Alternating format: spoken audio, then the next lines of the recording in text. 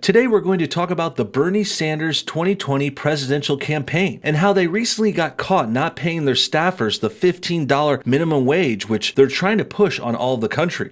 No, they didn't. End of video. Whoa. There's more meat on this bone than that. Welcome back to another episode of Red Responds. I'm going to discuss No Bullshit's take on this scandal, but before that, I'd like to shine a little light on No Bullshit's past. So here are a couple clips, courtesy of Battening, that cover Brooks' pre-No Bullshit history.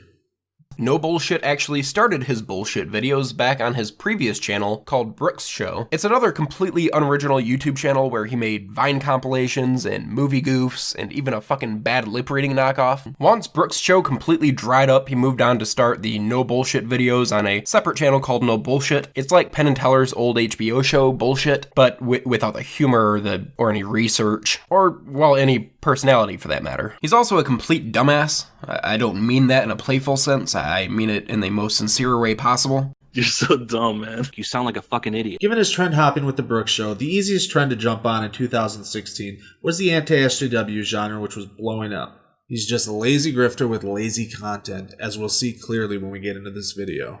Bernie, along with every Democrat and their mother, they're pushing for this new $15 minimum wage. And Bernie's been strongly for it, especially. The problem here is, though, Bernie's staff has heard him preaching about this $15 an hour wage that he's been selling to the nation. And his staff thought, hey, shouldn't we be getting that too? That's right. Bernie wants to impose a $15 minimum wage, which he won't even give his own employees on his own campaign. Talk about being hypocritical. What Brooks is referencing here but not telling you is salaried campaign staff working longer hours, thus lowering their hourly wage below $15 an hour. There are hourly workers in Sanders' campaign that have been getting paid $15 an hour, which Brooks never brings up. I'll dig into more of the salaried campaign staff situation after this next clip. Bernie is the same kind of hypocrite with his socialism and his $15 minimum wage. Also seems like Sanders is reaping what he sows here, since he's the one making these kinds of suggestions that are now getting him into hot water. And if he would have done this honestly and in a genuine way, Sanders would have already paid his people the minimum wage he is proposing to impose on everyone else. Instead, though, he's paying them less, which is a right he has now, but he's also actively campaigning against this right, oddly enough. And to make matters even worse for Byrne, upon being called out, Sanders offered his workers the minimum wage, $15 an hour, sure, but he then swiftly cut their hours so they won't be getting any more money anyway. Brooks is presenting the salaried staff as if they are hourly, so that the cutback in hours is hurting them financially. Campaign staffers were making a salary of $36,000 a year at the lowest salaried level. Over a regular 40-hour work week, that $36,000 salary equates to $17.31 an hour. However, these staffers ended up working as much as 60 hours a week. Campaign staffers are FLSA exempt workers, so they aren't paid for their overtime. That $36,000 salary equates to $11.54 an hour over a 60-hour work week. This is where the perceived scandal comes from.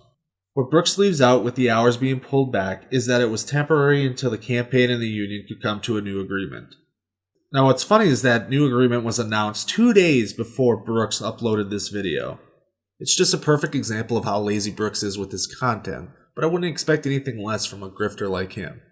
The little I could find of the new deal is that the lowest salaried campaign staff would get $42,000 for up to 50 hours a week. That works out to $16.50 an hour for those 50 hours. I don't know if the up to 50 hours a week means if they get some kind of overtime after 50 hours or if their hours are capped at 50 a week. This is more than enough to debunk this video though. Brooks also covers the labor complaints, but there's nothing to update with them even as late as I'm getting this video out. Given that and the rate complaints are brought before the board, it's a rabbit hole not worth getting into in this video. Remember to rate the video and let me know what your thoughts are in the comments below. If you want to see more, hit subscribe and ring that bell to turn on notifications. With that, I'll leave you with this clip from Brooks' show that is at complete odds with his current no bullshit persona.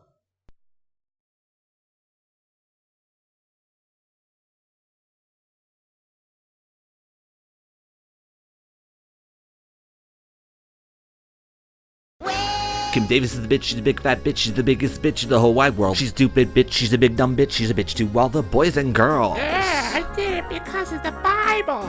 On Monday she's a bitch, on Tuesday she's a bitch, and Wednesday to Saturday she's a bitch. Then on Sunday, just to be different, she's Super King Kamehameha biatch. Stop it right now or I call my cockabee. Have you ever met Kim Davis the clerk? She's the biggest bitch in the whole wide world. She's a mean old bitch and she has stupid hair. She's a bitch, bitch, bitch, bitch, bitch, bitch, bitch, bitch, bitch, bitch, bitch, bitch, bitch, bitch, bitch. She's a stupid bitch. Kim Davis is a bitch and she's just a dirty bitch.